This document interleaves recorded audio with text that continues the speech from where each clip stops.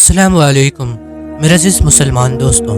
आज की इस वीडियो में हम आपके सामने कुरान पाक की एक ऐसी सच्ची और हैरत अंगेज़ दास्तान पेश करने जा रहे हैं जिसे सुनकर आप भी सोच में पड़ जाएंगे कि वाकई अल्लाह की कुदरत और उसकी किताब का कोई मुकाबला नहीं। ये वाक़या एक गांव का है जहां एक अनोखा वाक़या हुआ जिसने हर किसी को हैरान कर दिया। अगर आप भी मानते हैं कि कुरान में हर सवाल का जवाब है और यह अल्लाह का कलाम है तो इस वीडियो को लाइक करें और कमेंट में अल्लाहु अकबर ज़रूर लिखें। तो चलिए शुरू करते हैं। एक बार की बात है, एक गांव में एक मुसलमान का इंतकाल हो गया। उस वक्त उसके घर में कोई मौजूद नहीं था, न कोई रिश्तेदार न कोई अपना।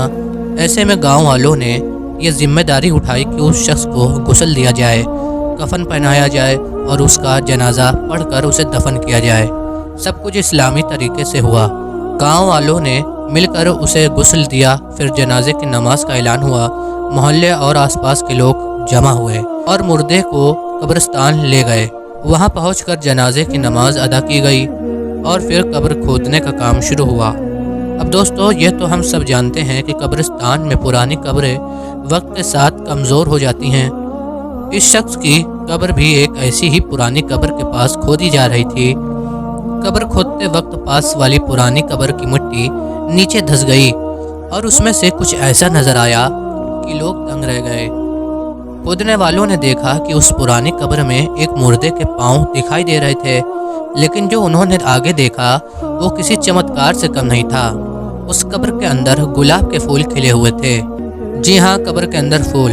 ये देखकर लोग हैरान हो गए। किसी ने सोचा भी नहीं था कि ऐसा मुमकिन हो सकता है। जब और करीब से देखा गया तो एक और हैरानी हुई। उस कब्र में इतनी खूबसूरत खुशबू आ रही थी कि हर कोई झूम उठा। कब्र बहुत पुरानी थी, लेकिन उसमें मौजूद शख्स का जिस्म बिल्कुल सही सलामत था।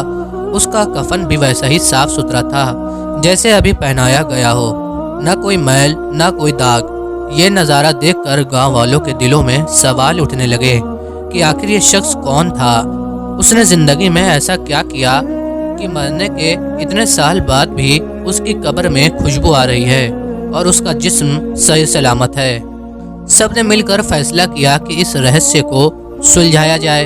सबसे पहले उस पुरानी कब्र को फिर से मिट्टी से ढक दिया गया। जो नया जनाजा लाया गया था उसे दफन किया गया।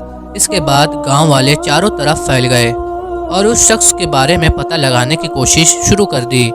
कई दिनों की मेहनत और बुजुर्गों से मशवरे के बाद आखिरकार सच सामने आया।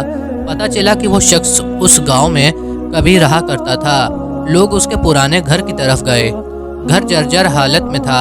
ऐसा लग रहा था कि वहाँ कोई नहीं रहता। फिर भी दरवाज़ा खटखटाया गया। अंदर से एक कमज़ोर आवाज़ आई, अंदर आ जाओ। लोग अंदर दाखिल हुए तो वहाँ एक बूढ़ी औरत मिली।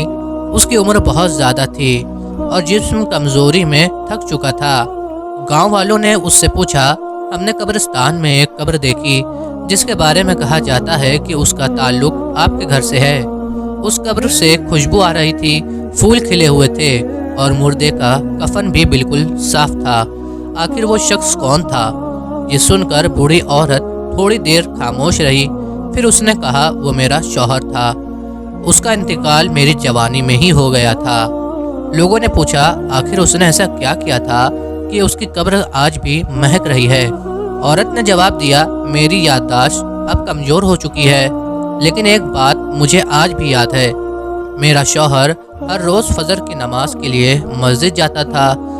वहाँ वो देखता था कि लोग नमाज के बाद कुरान की तिलावत करते हैं, लेकिन उसे कुरान पढ़ना नहीं आता था।